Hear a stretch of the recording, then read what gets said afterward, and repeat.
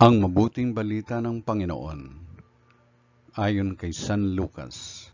Papuri sa iyo, Panginoon.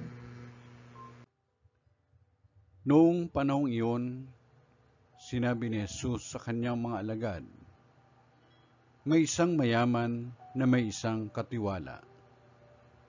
Isinumbong sa kanya na nilulustay nito ang kanyang ari-arian.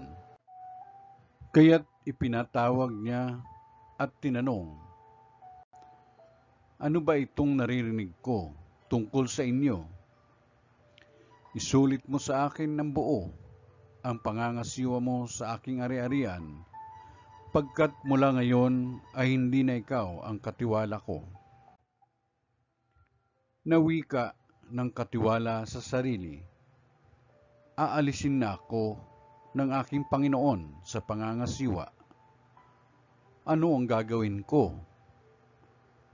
Hindi ko kayang magbungkal ng lupa. Nahiya naman akong magpalimos. Alam ko na ang aking gagawin. Maalis man ako sa pangangasiwa, may tatanggap din sa akin sa kanilang tahanan. Isa-isa niya ngayong tinawag ang mga may utang sa kanyang Panginoon. Tinanong niya ang una, gaano ang utang mo sa aking Panginoon? Sumagot ito, 100 tapayang langis po. Heto ang kasulatan ng iyong pagkakautang.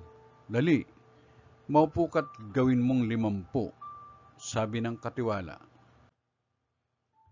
At tinanong naman niya ang isa, ikaw, gaano ang utang mo?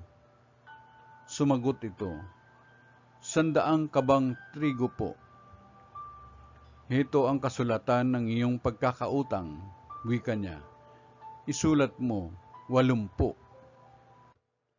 Pinuri ng Panginoon ang magdarayang katiwala dahil sa katalinuhang ipinamalas nito, sapagkat ang mga makasanlibutan ay mas mahusay gumawa ng paraan kaysa makadiyos.